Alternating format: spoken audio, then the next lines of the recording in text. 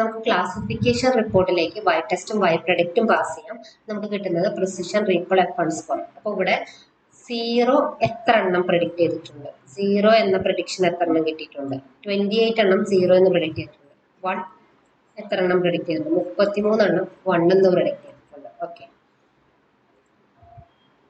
അപ്പൊ ഇതില് precision recall നമ്മൾ നോക്കുകയാണ്. അപ്പം ഇവിടെ പ്രിസിഷൻ റീകോളിന്റെ ഒരു ഇതിന്റെ രണ്ടിന്റെയും ഒരു ആവറേജ് എന്ന് പറയുന്നതാണ് F1 സ്കോർ എന്ന് പറയുന്നത്. അപ്പൊ F1 സ്കോർ നോക്കിക്കഴിഞ്ഞാല് 1 മാത്രമാണ് 70%, 70% എന്ന് നമുക്ക് പറയാൻ പറ്റുള്ളൂ. അപ്പോൾ 1 മാത്രമാണ് കുറച്ച് നല്ല രീതിയിൽ പ്രഡിക്റ്റ് ചെയ്തിട്ടുള്ളൂ. 0 F1 സ്കോർ വളരെ കുറവാണ്, 0 ആണ്. മീൻസ് അത്ര അതിന്റെ നല്ല മോഡലല്ല. ഓക്കെ,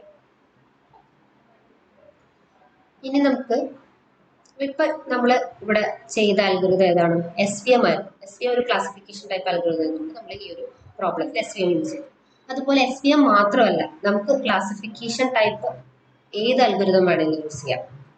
ഓക്കെ, ഇനി ഇതുപോലെ നമുക്ക് പ്രിസിഷൻ റീകോൾ ഒക്കെ നോക്കാം. അപ്പോൾ പ്രിസിഷൻ റീകോൾ ഇവിടെ ഒരു 90%, 80% ഒക്കെ നമുക്ക് 2, 0, 1 കിട്ടുന്നുണ്ടെങ്കിൽ മീൻസ് അത് അതിന് നല്ല പ്രിസിഷൻ, നല്ല റീകോൾ ഉണ്ടെന്നാണ് അർത്ഥം.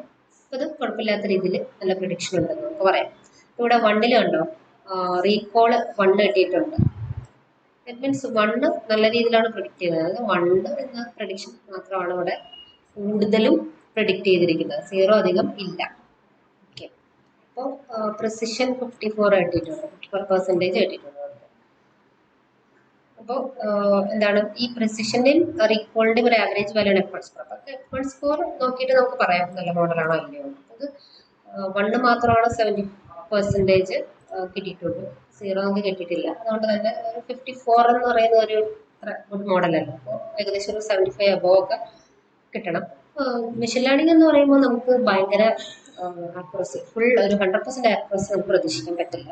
നമ്മൾ പഠിപ്പിക്കുന്ന ഡാറ്റ അല്ലെങ്കിൽ ഡാറ്റയുടെ ഒരു ക്വാണ്ടിറ്റി അനുസരിച്ചിരിക്കും. അപ്പോൾ നമുക്ക് കൂടുതൽ പ്രഡിക്ഷൻ നല്ല രീതിയിൽ കിട്ടാനും ആക്യുറസി ലെവൽ കൂട്ടാനും വേണ്ടി നമ്മൾ ഡാറ്റ കൂട്ടുക. എത്രത്തോളം ഡാറ്റ പഠിപ്പിക്കുന്നു അത്രത്തോളം നല്ല രീതിയിൽ മെഷീൻ പ്രഡിക്റ്റ് ചെയ്യും. ഓക്കെ, നമ്മുടെ കിട്ടിയിരിക്കുന്ന ഒരു ഡാറ്റയെ ബേസ് ചെയ്തിട്ടായിരിക്കും അതിന്റെ ആക്യുറസി കിട്ടുക.